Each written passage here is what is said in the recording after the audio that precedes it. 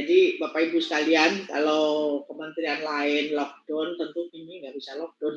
Tiap hari kami ada nongkrong di sini, ya, ini kan ikut-ikut sama-sama Bapak Ibu sekalian melihat berapa klaim yang tiap hari masuk, karena begitu masuk kami harus memberikan, kalau setelah dilihat di BPJS ya, kami memberikan sekitar 30-40%, maksimal 50%, ya.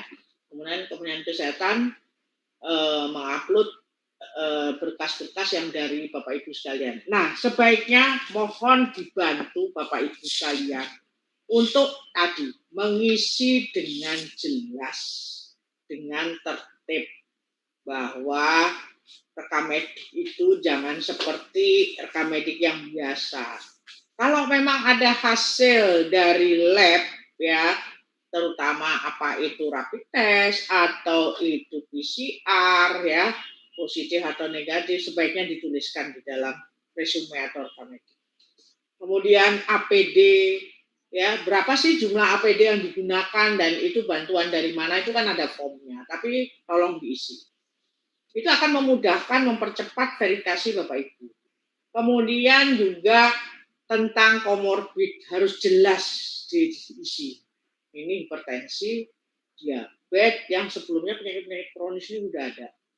Ya. Nah, kemudian cause of death pada pasien-pasien meninggal ini harus ditulis lengkap.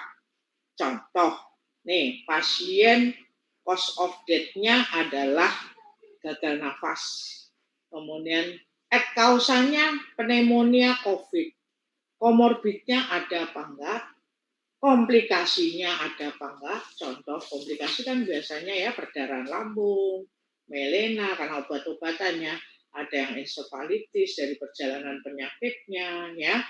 Nah, kemudian yang terpenting tadi, kalau itu koinsiden juga koinsidennya ditulis, ya. Nah, ini sangat penting karena koinsiden tidak dijamin oleh pusat, yang dijamin adalah COVID-nya, tetapi koinsidennya, penyakit koinsidennya dijamin oleh JKN. Ya, yuk lanjut.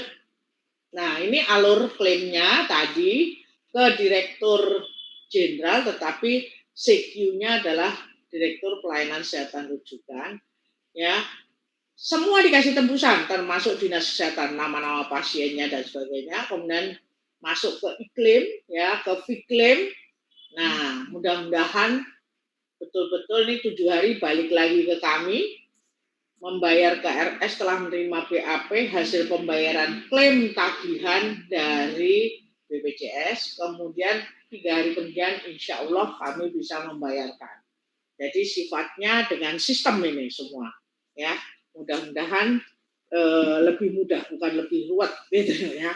Yuk lanjut.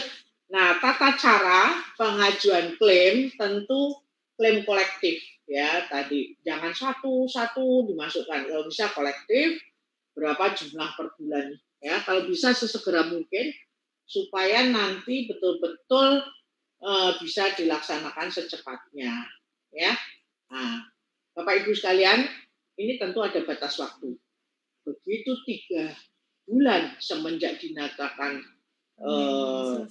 pandemi selesai, tidak bisa lagi dilanjutkan. Hati-hati, makanya segera saja, ya, jangan sampai berlama-lama, itu yang terpenting. Nah, kemudian ada harus yang dibuat oleh Fasiankes, ya, ini surat pertanggungjawaban mutlak, ini penting sekali, ditandatangani oleh pimpinan Fasiankes menyatakan akan bertanggung jawab apabila di kemudian hari ditemukan kerugian negara akibat audit, ya. Nah, itu ada dalam formnya. Kemudian usulan permohonan pembayaran klaim pasien disertai dengan rekap dari pasien ditandatangani oleh pimpinan Fasiankes. Kemudian SPK pembayaran klaim tagihan pelayanan ditandatangani pimpinan Fasiankes bersama PPK. Karena ini udah biasa ya dalam proses-proses ini, apalagi duitnya banyak. Nah, pimpinan Fasiankes menandatangani berita acara verifikasi pembayaran klaim tagihan pelayanan bersama BPJS Kesehatan.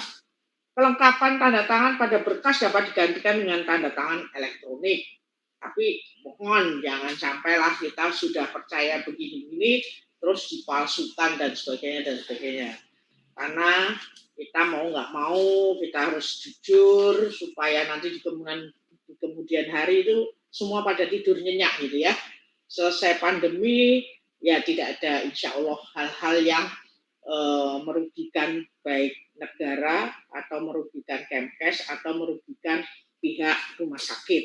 Tentu kita ingin semuanya merasa bertanggung jawab.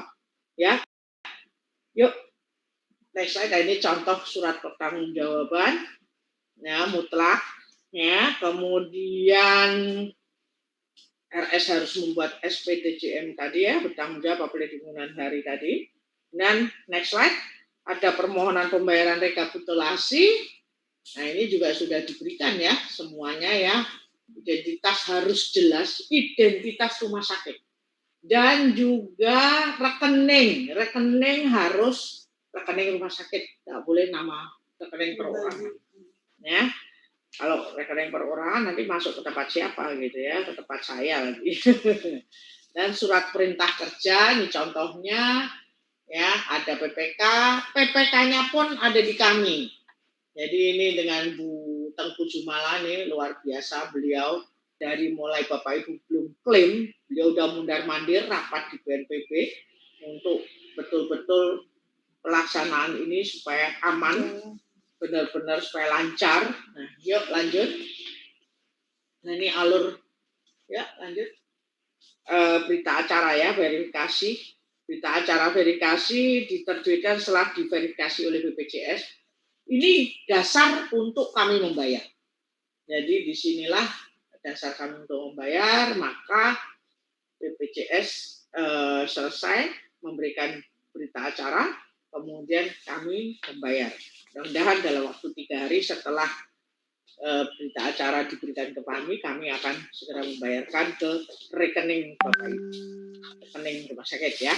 Nah, yuk alur pembayarannya, RS ngajukan klaim, Menkes menerima, Kemenkes memberikan uang muka maksimal 50%, jadi bisa 10%, 20%, 30%. Nah, ada beberapa pertimbangan tentunya berdasarkan surat permohonan pembayaran klaim dari RS yang mempertimbangkan ketersediaan dana dari BNPB. Kenapa begini? Karena kami setiap kali nggak bisa langsung triliunan ditransfer ke kami. Jadi kami klaim juga, oh kira-kira ini ada seminggu ini klaim berapa, kami ajukan ke sana. Jadi itulah yang beberapa pertimbangan untuk uang muka, sehingga takut nanti malah Bapak Ibu tidak bisa kebayar, kebanyakan ngasih uang muka gitu ya. Nah, BPJS Kesehatan mengeluarkan BA berita acara verifikasi, kemudian Kemenkes melakukan validasi, kami juga sudah membentuk tim validasi dan ini kami didampingi oleh inspektorat ya, terima kasih dengan teman-teman inspektorat. Dan untuk itu juga kami tim ini ada dari PI Yankes, ada dari keuangan, inspektorat, dan dari P2JK membantu kami. Ini saya terima kasih Bu Yani dan teman-teman juga luar biasa membuat iklim ya. Kemudian teman-teman BPJS membuat iklim khusus untuk COVID ini. Semuanya memang mempunyai effort yang luar biasa membantu Bapak Ibu dalam suasana pandemi ini. Ya, kemudian Kemenkes membayar ke rumah sakit dengan memperhitungkan uang muka yang telah diberikan, melakukan konfirmasi pada rumah sakit dan pembayaran dilakukan. Ya, mohon maaf mengingat terbatasnya waktu, Bu Hesti. Khusus laporan pengajuan sedikit lagi. Ya, yuk. Nah, ini peran Dinkes tadi. Saya kira ini lewat aja ya, tadi sudah sama. Nah, peran Dinkes ini yang penting, pemantauan data. Jadi suatu saat kami bisa meminta data apakah pasien ini benar pasien yang masuk dalam kriteria ODP, PDP, OTG dan sebagainya. Dinkes harus mempunyai data ini lengkap. Ya, menyediakan alamat email untuk komunikasi pendampingan bila ada kasus dispute atau ada terjadi fraud dan sebagainya. Pembinaan pengawasan tentu oleh APIK, Kementerian Kesehatan, BNPB, Dinas Kesehatan, dan juga BPKP. Kementerian Kesehatan terdiri dari Yankes sendiri juga dengan inspektorat. Ya, sumber pembiayaan berasal dari Dipa